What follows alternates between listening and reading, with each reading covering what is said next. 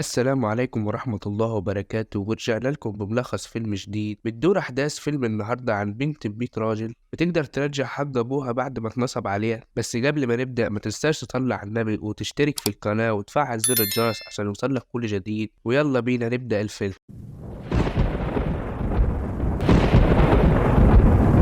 بيبدأ الفيلم مع يونج واللي بتكون عندها 19 سنة، واللي بتكون في المحكمة بتهمة إنها ضربت 3 بنات زمايلها، وبتقول لها القاضي بالرغم إنك كنت بتدافع عن نفسك على إنك أنت اللي بدأت بالضرب الأول، وبتحكم عليها ب40 ساعة تخدم المجتمع فيها، وده لأنها لسه تحت السن، وبتحذرها لو جات تاني مرة هتحبسها لأنها مش أول مرة تضرب حد، وبتنصحها تتحكم في عصبيتها وتبطل خناقات. وبيكون باين على يونج إنها مش مهتمة بكلامها. وبعد المحكمة ما بتخلص أول حاجة بتعملها بتروح تستنى البنات اللي بلغوا عنها، واللي أول ما بيشوفوها بيخافوا منها وبيطلعوا يجروا، وبتفضل يونج تجري وراهم لحد ما بتمسك واحدة منهم وبتوجعها على الأرض وبتفضل تضرب فيها. وبيجي الاتنين التانيين وبيحاولوا يبعدوها عن صاحبتهم وبيشدوها من على صاحبتهم وبيرموها على الأرض وبيفضل يضربوا فيها، لكن يونج بتكون عنيدة وبتزج واحدة منهم وبتهجم على التانية وبتطلع المقص من جيبها وكانت هتقتلها، لكن بترجع في آخر لحظة وبتحذرهم لو شافتهم تاني هتقتلهم، وبتسيبهم وبتركب الأتوبيس وبتروح المطعم بتاع أبوها، وبنعرف إنها عايشة فيه مع أبوها وأخوها الصغير. وبتدخل أوضتها وبتغير هدومها وبتلبس لبس الشغل عشان تساعد أبوها، لكن فجأة بتسمع صوت حاجة بتتكسر وأبوها بيصرخ، ولما بتروح المطبخ بتلاقي الزيت اتكب عليها ودراعه اتحرق، وبتضطر تاخده وبتروح المستشفى عشان تعالجه. ولما بتروح تحاسب بتتفاجأ إن التكاليف $700،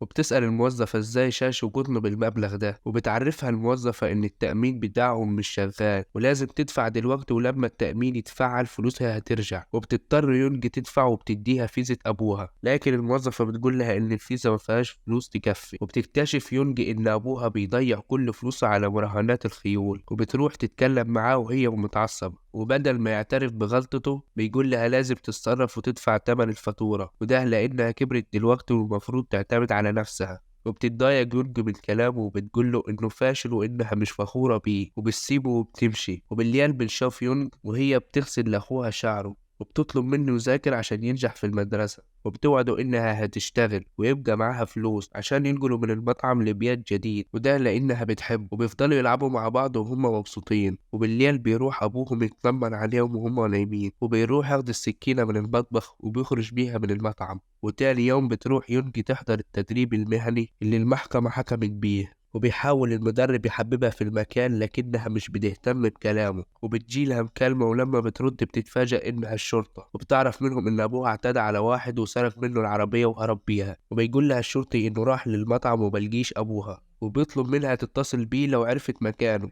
بتتعصب يونجو وبتكفل في وشه. بتروح للكافيه اللي هي شغالة فيه، لكن صاحبة المكان بتقول لها إنها مطرودة وما كانتش عايزة تدفع لها باقي فلوسها، لكن يونجي بتهددها وبتقدر تاخد منها باقي فلوسها. وبترجع البيت وبتحضر العشاء لأخوها، وبعدها بتستدعيها الشرطة وبتعرف إن أبوها عمل حادثة بالعربية المسروقة. ولما بتروح المستشفى بتلاقي أبوها في غيبوبة، وبيجي لها واحد تبع شركة التأمين وبيقول لها إن أبوها خبط واحد بالعربية لما عمل الحادثة، لكن يونجو بتقول له إنها بنت ومش وصية عليها، ولما يفوق يبقى ياخد اللي هو عايزه، وبتسيبه وبتمشي. وتاني يوم بتروح توصل أخوها المدرسة، وبتقول له لو حد من زمايلك حاول يضايقك يقول لها وهي هتضربه. وبعدها بتروح للتدريب المهني، وكان كل اللي هناك رجالة ومحدش فيهم عارف يسوق البلدوزة. ولما بيجي الدور على يونج بيتريقوا عليها عشان هي بنت، لكن بتفاجئهم إنها بتقدر تسوق لوحدها وبتعمل كل اللي مطلوب منها. وبالليل بترجع المطعم وبتلاقي راجل وست ما تعرفهمش، وبتقول لهم إن المطعم مقفول. بيقول لها راجل إنهم مش زباين،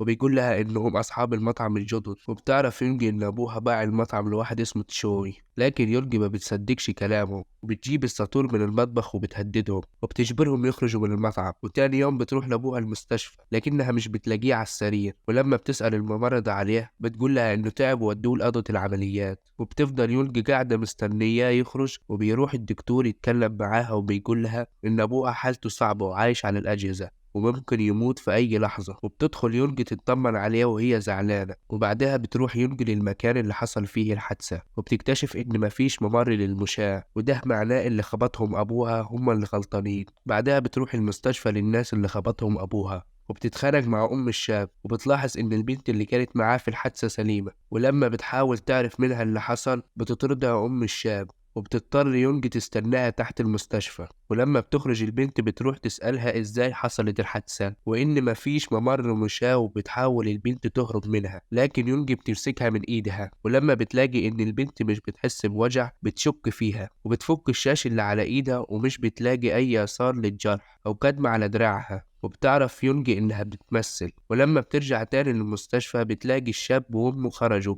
وبتتأكد إنه سليم، وبيتصل بيها موظف التأمين وبتقول لهم يونج إنهم نصابين ومش هتدفع لهم تعويض. وبعدها بتروح لجسم الشرطة وبتلاقي الشرطي اللي كلمها قبل كده، وبتقول له كل اللي حصل، وبيفهمها إن أي حد بيعمل حادثة بيطلب تعويض حتى لو كان إصابته خفيفة، وبيوعدها إنه هيحقق في الموضوع ويعرف إذا كان هما اللي غلطانين في الحادثة ولا أبوها. فجأة بيظهر ضابط الشرطة وبيضرب يونج على دماغها وبيسألها إذا كان ضربت حد تاني، وبتتعصب يونج وبتروح تاخد حقها وبترد له الضرب، بتحرجه قدام كل الناس وبيتفاجأ من جرأتها. وبعدها بيكمل الشرطي كلامه وبيبلغها إن أبوها جدد التأمين قبل ما يعمل الحادثة، وإنه ممكن يكون عمل الحادثة بمزاجه عشان هي تستفاد بيه. وبتتأثر يونج بكلامه خصوصا لما عرفت إن أبوها ممكن يضحي بنفسه عشانها. وبيقول لها الشرطي إن تشوي كان مدير الشركة اللي أبوها كان بيشتغل فيها قبل ما يفتح المطعم، وهو الشخص اللي أبوها سرق منه العربية وعمل بيها الحادثة. وبتقرر يونج تروح تقابله، وتاني يوم بتروح تتكلم معاه لكن الأمن بيمنعوها. ولما بيشوفها تشوي عنيدة بيقول لها تركب معاه العربية، وبيقول لها إنه من 4 سنين أجر الأرض لأبوها عشان يبني عليها المطعم، وبيقول لها إن أبوها استفاد من المطعم كفاية وجه الوقت إنه ياخد أرضه. وبتصطدم يونج من كلامه، وبيقول لها تشوي إنه اتفق مع أبوها إنهم ينقلوا من المطعم وهو هيدفع له التعويض،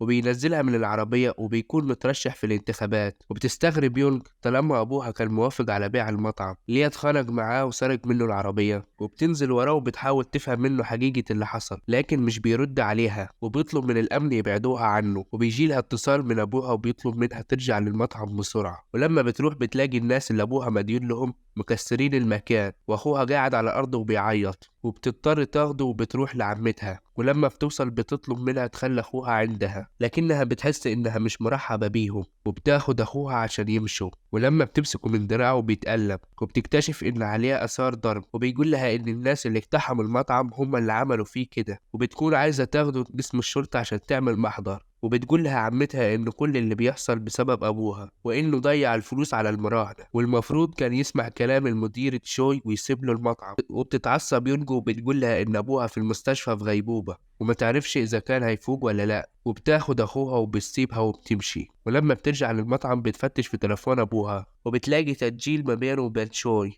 وبتعرف منه إن تشوي رفض يجدد لأبوها عقد لإيجار المطعم، وأبوها وافق إنه يمشي لكن طلب منه يدفع له تكاليف الدار التاني اللي بناه. لكن شوي بيرفض وبيقول له إنه ما طلبش منه يبني دار تاني، وعشان كده أبوها اتخانق معاه. وبتتعصب يونج بعد ما عرفت الحقيقة، وتاني يوم بتروح لتشوي في مقر الحملة الانتخابية بتاعته، وبتدخل عليه وهو قاعد في الاجتماع، وبتشغل التسجيل قدام كل الموجودين. وبيحس تشوي بالإحراج وبيطلب من الناس تخرج، وبتقول له يونج يسيب المطعم بتاعهم يا إما هتفضح في كل حتة. ولما بتيجي تخرج بيمنحها الحراس، وبياخد منها تشوي التليفون وبيكسره وبيرمي عليه شوربة، وبيقول لها إنها متسولة زي أبوها، وبيحذرها لو جربت منه تاني هيقتلها. وبتتعصب يونج وبتحاول تهجم عليها لكن بيأمر رجالته يرموها بره، وده نفس اللي حصل مع أبوها لما رماها بره، وكان أبوها ماسك السكينة وعايز يضربه بيها لكن جرح السكرتير غصب عنه. وقتها انهار ورماها وسرق العربية تشوي وهرب بيها. وبعدها بتروح يونج لأبوها المستشفى وبتفضل بص عليه وحاسة بالزعل إنها كانت ظلماه، وبتقرر إنها ما تستسلمش. وبتروح الحملة الانتخابية بتاعت تشوي، وقتها بيكون عنده مؤتمر صحفي وبيفضل يقول إنه ضد الظلم وهيقف مع الفقراء والمساكين وهيساعدهم وهيعيشوا حياة أفضل. وبتفضل الناس تهتف باسمه وهم مخدوعين فيه، وبتنزل تشوي تسلم عليهم وبتمسك يونج ايده، ولما ما بتقدرش تسيبها بعدها بتضربه بالجناب قدام كل الناس، وبيمسكها الامن وبيقبض عليها. لكن تشوي بيلم الموضوع بتنازل عن حقه وبيخرجها من جسم الشرطة، وبيكونوا الصحفيين مستنينها وعاوزين يعرفوا ليه عملت كده. لكن مساعد تشوي بيقول لهم انه سوء تفاهم، وبياخد يونج وبركبها العربية وبيديها في شنطة فيها فلوس، وبيقول لها تبدأ حياة جديدة وبينزلها قدام المطعم. لكن يونج ما بتردش عليها وبتدخل المطعم وبتجيب جراكن فيها بنزين وبتروح لبات تشوي، وبتدخل الشقة وبترمي الفلوس على الأرض وبترمي عليها البنزين وبتكون عايزة تولع فيها قدام كل بيته،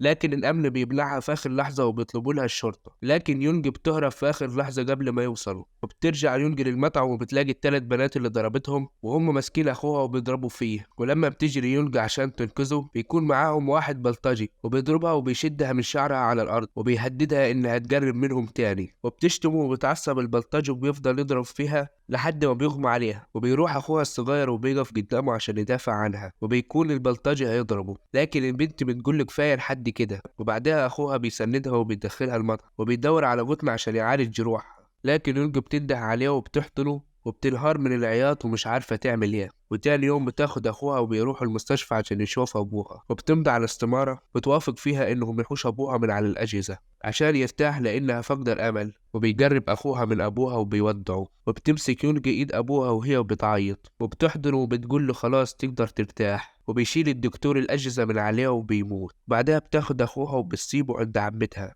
بعدها بتروح تسرق البلدوزر بتاع جوز عمتها وبالسوق وبتروح للمطعم وبتقرر إنها تهده بنفسها عشان تشون ما يستفادش منه، وبتنفذ خطتها وبتفضل تهد فيه لحد ما بتهد كله، وبتوصل الشرطة وبتحاول تقبض عليها، لكن يونج ما بترضاش تسلم نفسها وبتهرب بالبلدوزر، تجري الشرطة وراها وبتفضل يونج سايقاه لحد ما بتوصل لبات تشوي، وأول ما بتوصل بتفضل تهد فيه، وبيصحى تشوي وهو ومراته وبيخرجوا من البيت، وبتحاول الشرطة توقف يونج وبيكلموها بالميكروفون وبيقولوا لها تسلم نفسها وإن ده آخر تحذير ليها، لكن يونج بترفض وبتكمل اللي بتعمله وبتصرخ وبيتهدم البيت، وبتضطر الشرطة تضرب عليها نار وبيفتح البلدوزر وبيخرج يونج منه، وبيتضح إن الرصاصة جت في دراعها وبياخدوها وبيركبوها عربية الشرطة عشان يودوها المستشفى، وبيتحكم عليها السجن لمدة 13 شهر لأنها لسه تحت السن القانوني، وبعدها بتخرج يونج في نص المدة لأنها ما عملش مشاكل في السجن، وأول حاجة بتعملها بعد ما تخرج بتروح تقابل الشاب اللي أبوها عمل معاه الحادثة وبتقوله إنها بنت الراجل اللي عمل معاه الحادثة وإنه مات من سنة، وبتسأله عن حقيقة اللي حصل في اليوم ده،